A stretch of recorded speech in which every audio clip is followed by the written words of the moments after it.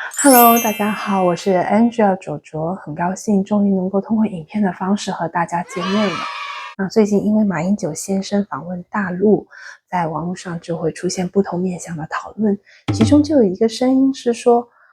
与中国大陆一线城市相比，台北就是二线城市。那一些中国大陆的网友呢，他们也会有相关的一些留言，就是说他们当时到台北看到台北的房子比较的破旧，那他们就会抱以非常失望的态度。其实对于这样的评论，我一方面其实可以体会，因为我当时到台北的第一天，也是用新旧程度来衡量这个城市。但另外一方面，我也会感到非常的难过，因为我在台北居住快3年，我看到的台北绝对不是局限在旧屋的这样一个印象里面，而是一个快慢节奏交替，多元文化交融的这样一个非常有温度的城市。那几年前呢，我在上海工作的时候呢，我有幸访问一位做移民的女老板。那她当时跟我分享，她就是就读中欧的商学院，其中有一段期间呢，她是在台大进行交流。当时有一位台大的教授用一句话来形容台北，令他印象非常的深刻他就跟我分享，我觉得非常适合用在我这个影片里面。台北呢，就是中国人的日本，亚洲人的美国。今天我就想跟大家聊聊我个人的一个看见。首先呢，什么是一线城市？一线城市呢，主要是中国大陆在用的一个词语，是综合了经济、人口数量、市场辐射力以及政治文化影响力后选出的最具代表性的城市。在大陆公认的一线城市呢，就是北京、上海、广州、深圳。如果直接用以上的一个一线城市的标准来衡量台北，那台北绝对不是一线城市。网络上会出现拿台北跟大陆一线城市进行比较的这些言论呢，其实其中也有一个积极的意义，那就是帮助不太熟悉大陆的台湾朋友可以重新的去认识发展中的大陆。在认知上，我相信会有一个非常大的跨越。话说回来，到底要用一个什么标准来衡量一个城市？我觉得是没有一个绝对的真理性的标准。我们只是可能的从一些维度来讨论某些层面上这个城市的发展情况。对我而言，我就看重的就是一个幸福指数。那联合国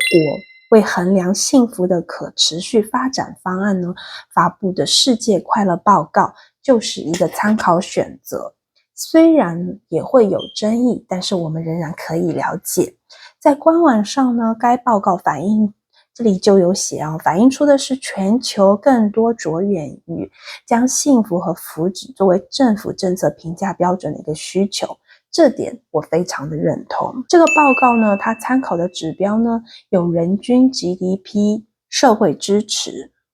健康生命的这样一个期望，做出生命选择的一个自由度，慷慨，还有就是腐败。另外呢，我在天下杂志也偶尔看到有一篇关于幸福城市评价的这样一个文章，那其中也谈到了不同的指标，有一点我非常的印象深刻，那就是文化教育。今天正好也借着这个影片呢，我想讨论以下2点，那就是台北的社会支持与文化教育。最后我还会谈到一下城市的环境。关于社会支持，我觉得台北有不少可取之处。我作为2个孩子的妈妈，我非常看重的就是一个友善的育儿环境。对于有多个宝宝的家庭而言呢，宝宝用品的开支其实是非常需要科学筹划。不过在台北，我发现我可以通过找到这些免费的社会资源来进行一个对于我开支上的一个合理的缩减。比如说台北市的婴幼儿物资交流中心就提供了不同年龄层的婴儿、幼儿所需的从大到小的玩具出借。我们作为家长呢，只要负责玩具尽可能干净、完整、按时的还回去，就可以享受玩具世界的一个自由选择。还有不得不提的就是各种亲子馆了这些台北市政府所提供的亲子馆已经多达12个，而且都是免费的。虽然是免费的，但是非常的干净环境也很安全玩具也非常非常的多，在里面工作的人员也是非常的热心服务也非常的周到和专业，孩子放电自然是非常非常的安心。此外呢，如果我们在 Google Map 上进行搜索，我们还可以发现有一些私人开设但也同样是免费的一些亲子馆，我这里就有找到2个。说到这里，我就在想说，婴幼儿物资交流中心以及这些亲子馆以免费的方式是如何正常经营下去呢？其实其中关键的一点是要依赖租借者以及使用者的自觉，这种建立在人与人信任基础上的服务支持呢，其实在生活中很多方面我们是可以感受得到的比如说就是有婴幼儿的家庭要推婴儿车出门其实会遇到一些路段其实很不方便，那很多家庭会把婴幼儿的车可能停在路边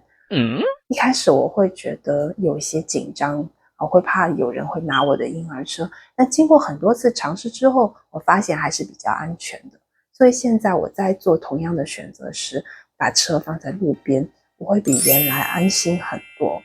心里的负担也会少很多。关于文化教育，余秋雨曾说，文化是一种精神价值和生活方式，它通过积累和引导创建集体人格。台北的集体人格中，我看到了礼貌。